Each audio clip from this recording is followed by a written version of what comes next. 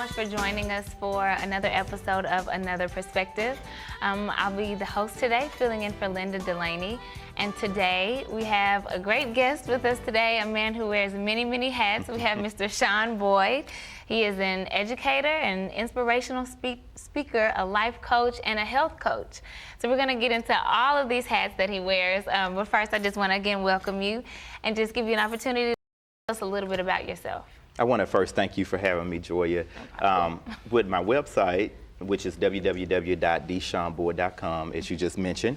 I do wear many hats with the inspirational speaking, life coach, educator, and fitness coach. And pretty much what I decided to do is to develop a website based on all of these things.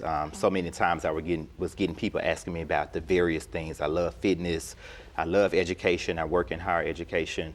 I love to motivate people and really drive them to their passion. So I really want to develop this website so people could go to and get all of it at once. Okay, so let's start with education. Okay. What exactly do you do in the education field? Yes, I've been in higher education for over a decade now. Okay. I started off at Lamont College. I worked there for a year in recruitment. Okay. And then I transitioned to the University of Memphis, and I actually worked in recruitment and then went to retention. And I was at U of M for 7 years, and then I'm currently at University of Tennessee Health Science Center, coordinator for student affairs for nursing. Oh, cool. Okay. So I heard you did a little bit of retention while at the University of Memphis. So I would assume that with that retention role comes some of that motivation that you have to, keeping students in school and, making sure that they don't repeat some of the steps. Right. Do you think is that where some of your, I guess, motivational skill kind of came about? You had to do a lot of that with in the education role then? Is that kind of what started it, rather? I would say exactly that's where it started. With the retention piece, you have so many students, when they come to me in my role at U of M with retention, students are almost on the way out the door. They have, flunk classes or about to be suspended. So when they come to me, they came to me basically for counseling. I taught a class at U of M, which was kind of motivational, really get students up and about. I had students that were depressed, who were about to give up, they were about to throw in the towel. But based on my classes and some of my counseling sessions, I was able to retain almost 90% of those students. So I would say that's exactly where it started. Okay. So with your inspirational speaking, I guess, tell us how you got into that, or how did you begin doing presentations, or just formally doing these kind of speaking engagements? Okay, I'm gonna give you the short story, okay. but pretty much that's why it's so important. I mean, looking back in my past, as far as growing up, my mom was the mom who pushed me to do. I honestly was the shy kid. I didn't want to be in the front. That was never a goal of mine. How some kids are that active kid child. I was never that person. So I remember, the Sunday school speeches on Easter. I remember, making announcements at church. Serving as the president of the junior usher board. Kind of carried on. So pretty much every college or every role I had, let me say, as far as high school, I was a student government president. When I got up in front of a body of 1,500 students, my first job in recruitment really was speaking, because I would go out and recruit students to Lamont or University of Memphis. And high school students could be very crucial and picky. Absolutely. They look at every single thing, how you dress, what kind of shoes you got on. So I feel like God was really training me all along to get to this point. Okay. Yeah. So what kind of speaking engagements have you done, or what kind do you do? Okay. I'm pretty much on my website. When you go to my website, I have some customized workshops that I do, and they include diversity workshops. I do a Greek 101 with NPHC councils at various colleges. I do, of course, inspirational speaking. I do college prep workshops, college retention. So I pretty much customize anything to fit your needs. I even have a new one. I know pretty much in a lot of workplaces, LGBT is a big topic for a lot of different employers. So I even do a workshop where I come into your corporation and really talk about, their particular group of people and really how to diversify, I should say, and really help that staff. So I do a lot of different workshops. I've been fortunate enough to travel to a lot of different colleges, University of Tennessee in Knoxville, UT Martin, Austin Peay, to name a few, to present to some of their student bodies as well. That's Interesting. So Thank you. anything that, it may not be on your website, but if there's something that people want you to talk about specifically, you can kind of craft something. Yes, exactly. I'm always trying to hone my skills. So I'm always reading books, or I even love to go to workshops myself, just to see what's out there, what's popular, what people are attracted to as far as topics. And then, of course, I take it and, do research and development into the Shawn brand. Okay. Yeah. That was kind of a lead into one of my next questions. Is this something that you kind of always had intrinsically? I know you said that, you grew up doing, the Easter speeches and always doing the motivational piece, but is it something that you feel like you have to, study to do, or work, just the inspirational / motivational speaking period? Is that something that... I'm a firm believer that, when you're given a talent, it's up to you to really hone that talent and grow it. Just because you were born a singer, you still need to go to school. You may sound great, but you still need to go to school and really, get that degree behind it, get that training, and continue. Learning never stops. So I'm never at a point in my life where I'm like, I got it, I'm good at it, I'm complacent. I'm always seeing how I can get better. And pretty much at every one of my workshops, I do a survey at the end, and I ask students to be completely honest. They could put their name on there if they want to, or if they don't have to. But I'm always looking for ways to say, hey, how can I make myself better? Yeah. So let's get into a little bit of the life coach piece. Okay. So that's a pretty particular title that you have. What led you to that type of work? I feel like I actually did a few classes. I'm actually in the process of getting certified now in Nashville for life coaching. But on my own, I again started with students, and a lot of times students, we have trainers for everything, as far as working out. You have fitness trainers, in the classrooms, you have teachers that train your mind. So many times someone just needs that life coach that they can, because a lot of times we take for granted that everyone has somebody to go to, talk about their problems, discuss their issues, to motivate them. But in realistic terms, a lot of people don't. So just having that go-to person you could come to and say, hey, my life is kind of in shambles right now. I need somebody to help guide me along the way. And with life coaching, the person, I'm just that person in the background that's rooting them on, providing support, and really showing them, hey, you can do it. I was a person that did it. Many other people before me have did it. You can do it too. Okay. And I guess, where do your life coaching sessions happen, or is it just kind of anywhere you're mobile, or? Yeah, I'm mobile. I actually just booked 2 clients. My first 2 clients, official 2 clients, and I pretty much try to make it comfortable. I know some life coaches, they set up in an office, but with life coaching, you do learn, you make it comfortable for the client. So it could be at a coffee shop, it can be in the park, it can be at their job, wherever they feel comfortable. They want to open up and really be transparent. I meet you wherever that need is. Okay, that's interesting. So I guess, what's the scope of your life coaching? Can it be anything as far as, I need help either finding a job, getting out there, in the job, or finding what educational path to go, or I just broke up with my, what's your scope? Or is it just all of the above, anything they Basically, need? what you just said, all of the above. I have a client last week who's pretty much looking for a job, and, we sit down and really see, about their purpose, their passion, where do they see themselves in a job, what it's going to take to get to that job.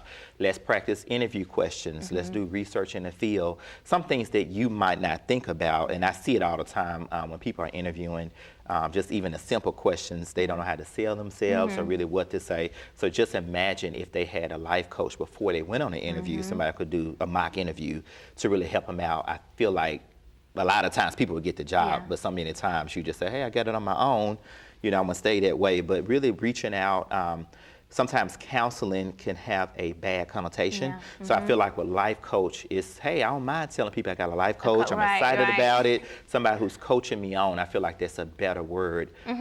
Counseling sometimes, people run away from that. And I love that there's a connection with all that you're doing so far. So it's from the educational piece, you can just kind of bring that on a broader scale with the life coaching. It's like, I can direct you this way because I've been in higher ed, I can tell you this and that. And even the motivational speaking, that comes into play with you being a life coach, is that motivating the next person, but it's on a one-on-one level. So it's not just seeing you in a room with a lot of other people, but it's a one-on-one connection and interaction that really goes a long way. Right, exactly. So that's interesting. Everything is connected. So the health coach piece. So I feel like now health is really trending. You know, everyone is kind of on a health kick, kind of, or want to be. Yeah, Not a lot of people are actually doing it. Right. But like people are buying the blenders and people are juicing and meal prepping. So I guess how do you distinguish yourself as an official? I'm a real health coach. Like I'm not. This isn't a fad. Right, like, what is your entail as a health coach? Okay, and I just want to make it clear, I'm not a trainer. I'm not a certified trainer. Pretty much what the health coach, fitness coach inspiration came from myself personally. Just wanting to live a healthier life. I have 2 kids. I have a family, and of course I do all these things. So many times when I first started off, I was always tired. I couldn't go to the next meeting, you know, without being tired. I feel like I have to take a nap and different things like that. I was eating really bad. I was not working out. So about 2 years ago, I said, hey, I'm gonna make a change for myself. I wanna be around for my kids. I wanna be the example because of course they see me, what I do now. So pretty much I just started working out. I started eating better. And I just found that I had more energy to go, you know, throughout the day and to go on to some things on the next day.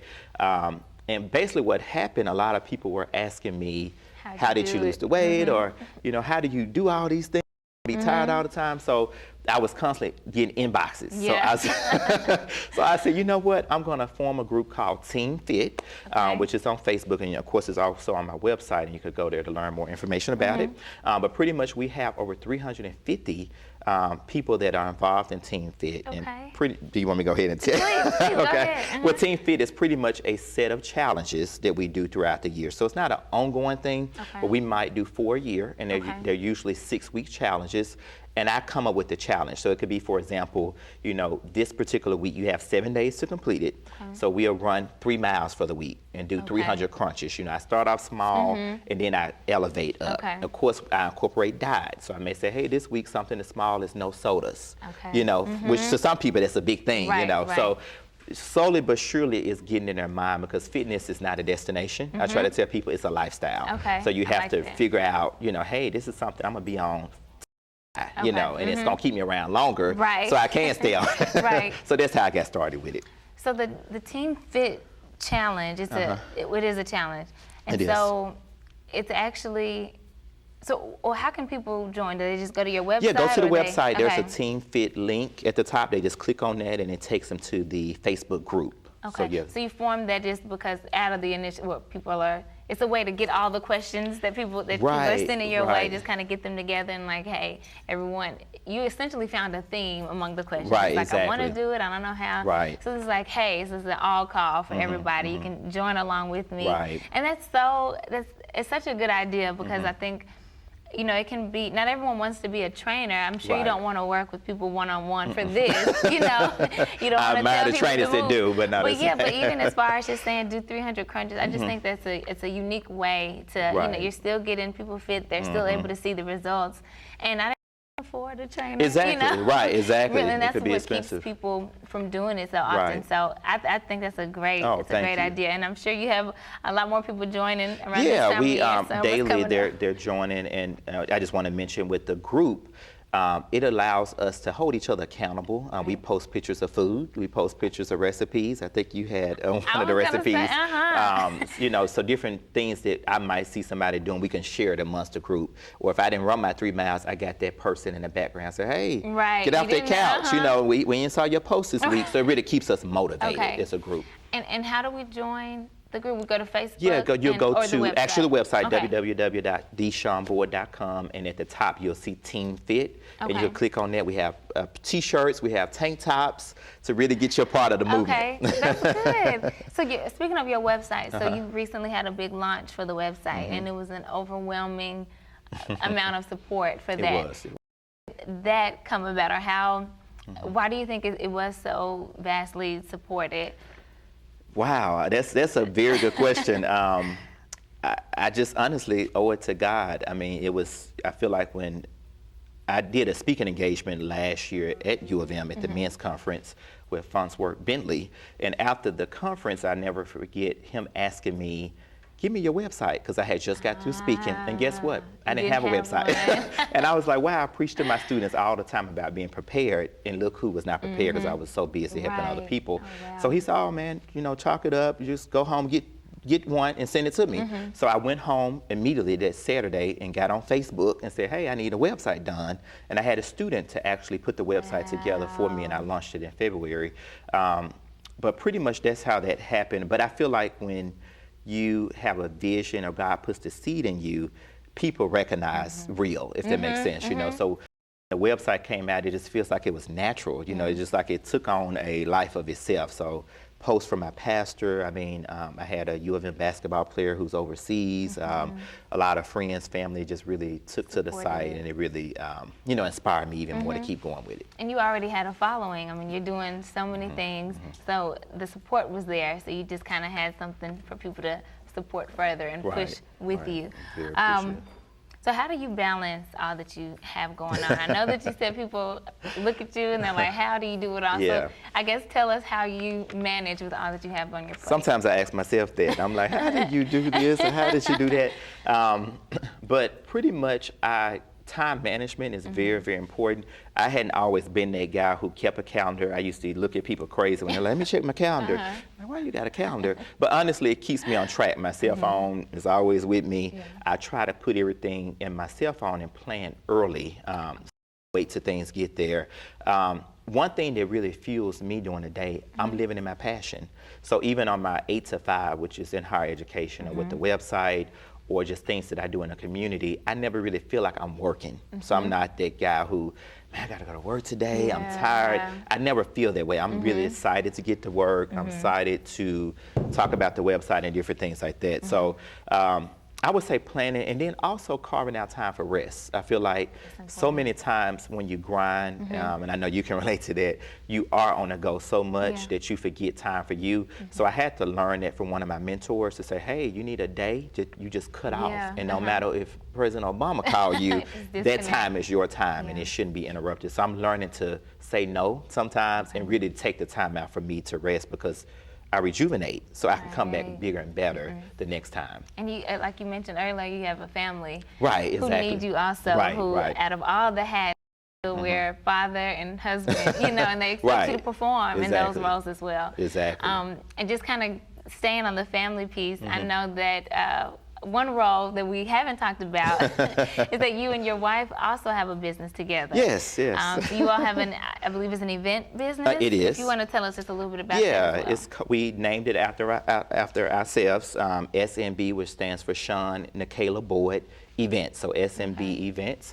And my wife pretty much heads that. We did start it all together, and it's been just a great business for us too. A lot of times, you know, couples say, how do you guys work together? But it really has showed us how to, you know, do teamwork, and really, I appreciate her more because I see things that she do in our business, and even in her regular jobs. I'm like, wow, I got me a smart woman, intelligent woman. You know, I can really appreciate those things. So she's doing really well. She just launched a smaller version for flowers. So she's doing a lot of decorating, floor arrangements for Mother's Day and different days. So yes, the business is going really great, and it's SMBSpecialEvents.com. Okay, if you want and more what kind information. of events do you all do mostly, or specialize in? Yeah, our main event market is weddings. So we do weddings. Of course, we do birthday parties. We do graduation parties, retirement. So we're not limited just to weddings, but we have did weddings. This has been the 4th year for our business, so it's been doing really good for us. That's good. Again, I don't know how you sleep. So I'm going to log onto your Team Fit to see what your rest regimen is, any kind of energy drinks that you use, because I'm sure you're always just on the go. So you're from Memphis? I am. Okay. I am born and raised. With the motivation and the inspirational speaking that you do, and the life coaching, and even in the education, I'm sure you run into youth often. All the time. And I'm sure you watch the news. So I guess, what is your take, if we could veer off just a little bit, just the current state of Memphis dealing with, you know, from anything from the violence to this youth violence, or just the state of youth and education. I'd just like to hear your take on, I guess, the state of Memphis at this time. Okay. Well, let me first start off by saying Memphis is a great city. I'm a product of the city. I mean, I went to the city schools growing up. I went away for a second for college, but I came right back. I've had, my whole career has been in Memphis. I just love the city, and I actually posted on my Facebook page. I was in Phoenix last week on business, and I was just so excited because when I was in Phoenix, I kept talking about Memphis, Memphis, and people said, you must love your city. And I said, you know, I really do. We have a lot of great things going on, but like any city, especially being a big metro city, you're gonna have crime, you're gonna have issues that do need to be dealt with. But I feel like so many times we just complain instead of really saying, what part can I do to make it better? So sometimes I am on Facebook or I see the news, and we are sometimes painted in a bad depiction. But I'm always, when I'm looking at those things, I'm like, what can I do to go out there and really mentor the youth? I always try to mentor at least once a month, if it's speaking at a high school or if it's at a conference, or if it's at a, I just did a Dr. Seuss week at an elementary school. You know, and of course there were kindergarten students, but it started off young, you know, them seeing you and say, hey, I can be there one day, and really developing our kids. It starts now. So I feel like we could all be a part. You could do something in a way to really help out our city and really make it better. And you're absolutely right about it starting young, because so many young people unfortunately don't have the positive role models, you know, the positive, or people to that they need to be chasing after. You know, the people that they are unfortunately following aren't always setting the best example. So that's why we're seeing, you know, some of the things that we see on the news. So it's so good that it's, you know, people like you that are active or taking an active role in the lives of young people and adults alike, just to kind of reverse some of the things, or be a somewhat of a solution to what's going on. So just staying on the young people piece, and I know that motivational speaking and inspirational speaking is your thing. What I guess what advice do you have for the young people at this time? And I guess I'm staying on that just because of just recent occurrences in the city. I just feel like youth need our attention more than any other subset of people in the city at this time. So I guess what is your piece to the youth at this time? Yeah, I would say my piece of advice was to the youth. A lot of times they chase short-term success, and short-term success, it comes and goes, you know, and a lot of times when we see short-term, it's money, or it's clothes, or it's shoes, or it's, you know, hey, this is the that gets out. Really develop yourself. I had to even learn that when, you know, sometimes it takes time, and you have to really be patient. You have to be prayerful. You have to have a great circle around you, people that's going to encourage you, because it does get hard at times, especially. I can imagine, even growing up now, I'm not old, but I even remember growing up, there was a time where we had community more involved in the youth, and a lot of times now you don't have those things. So just really stay the course, know your worth, which is very important, and look for long-term success. Look for something that when you get, it's going to stay with you. You know, hey, I'm talking about you know, properties, or, you know, housing, or a career, not just a job, or, hey, I want to just get $50 to get this outfit. Let's look for long-term success. So and I know that's hard to do, you know, but if they do it, I guarantee that they will reap the harvest. Would you be open to speaking in school settings, or just? Yeah, I did a lot of school settings. I actually just booked Brown Baptist. They're going to have a young men's conference, like a citywide conference, which there's going to be males high school age, and I'm going to speak at that in July. And I actually just booked New Direction. They have a senior banquet. They do a citywide kind of senior banquet where they invite seniors across the city to come to. So I'm looking forward to letting God use me, move myself out the way, and really, you know, see what he has for me to say for them. So what are some of the other events that you have coming up? I know you just talked about two, but what else the Shawn Boyd, the brand, that sounds funny even hearing it. There's a lot of things in the work. I have a photo shoot actually this Saturday with In the 10th. It's a blog kind of geared toward African American males, and it's a nationwide blog that's really growing. Of course, the speaking engagements that I just mentioned, and I have a lot of marketing, public relations things to kind of promote the website. I hope to hit a lot of colleges this fall. That's kind of my my baby. I love speaking at colleges and travel and really seeing the universities and helping out there. So I have a lot of things in the work. A book hopefully coming soon by the end of the year or beginning of next year. I'm currently working on a book as well. Okay, so, yeah. cool. Not to give your book away, but what could we expect in the book? Yeah, this one will be, it's funny that you were just mentioning youth. It would be geared toward high school students. And basically it'll be called, I can give you the title. Okay. Your first deal to the title. Exclusive right now. Right, you heard it here first. It'll be called How to Do College 101. Oh, so many times, like we mentioned earlier, we see so many students get to college, but we don't see them graduate. Retention is so low. So I want to develop kind of how to do college, because a lot of times people don't know how to do it, and they end up flunking out. So this will have every tool that you would need for parents, high school students, and of course current students, that they could pick up my book and say, hey, let me turn to chapter 3 and just go on this. I can, be better in this particular And that's area. so important just with, in my current work, we do a lot with post-secondary access, and there are so many first-generation college students. So the parents, I see so many parents that I want to help out. Right. Not all parents are just, useless in this process. Right. Some of them really, really want to help. They just don't know what to do. Exactly. I don't know what to tell her because I haven't gone through this myself, or I've never had to fill out a FAFSA form before. So financial aid, the process is all great. So just to have a guide to pick up and just kind of walk someone through that, a parent and a student, that would be, I think that's so invaluable. Oh, thank I think you. So yeah, next year you'll sell. have my book to say, hey, here's this book. I absolutely Read will. it. I absolutely will. So tell us how we can get in contact with you if we want to book you for some things coming up. Yeah, great. Of course, you could visit my website, Shawn Boyd, SHAWN, ID.com, and that's kind of the portal for my email, which is, of course, is dshawnboyd@yahoo.com. And my phone number. Facebook, you can follow me on Facebook. I have my Instagram page connected to the website, so you just kind of see some daily things I'm doing. And that's a place you can go to kind of get all of me.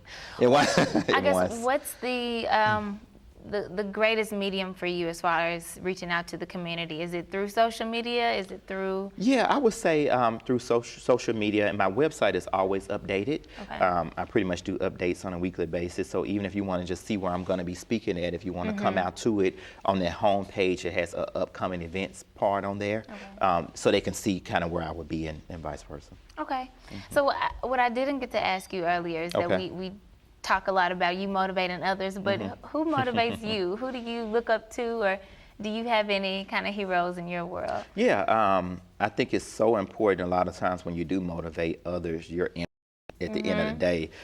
So I learned that from one of my mentors, that you have to, I call it my dream team. I surround, and it's small, and I do that. It's strategically small. I want a group where I could go to, and my dream team consists of my mom, who's always been my #1 cheerleader since I come from a single parent home. So she's still my mom is at all of my events, and she'd be on the front row with my wife. So that's my second person. Of course, my kids. I have a few, fraternity brothers and different things of that nature. But I have many mentors, and I think it's so key when you have mentors. Many of the times they don't have to be in the same field that you're in. I have mentors for everything, if it's for his clothes or if it's for his, books or whatever the case may be, and I'm able to kind of pick from all of them. And even some mentors, some things that they have did, I don't want to do because, it didn't go so well for them. So I think it's so key to have your own dream team. It could consist of teachers. You don't have to have teachers, it could be your pastor, but just have somebody at the end of the day that can pray for you, they can support you, they can root for you. I never understand when people say, I got friends that are jealous, that's not a friend. So have that dream team is important, and I have a great dream team. That's why I'm able to do what I do. Absolutely. Well, thank you so much, Shawn, thank you. for speaking with I us, really dropping by the appreciate show. You do incredible work. Thank you. Now we know where to reach you and where to find you and join your team. So again, thank you so much for dropping by, and we look forward to seeing all that you have to do and will do in the community. So thanks again. Thanks for having me.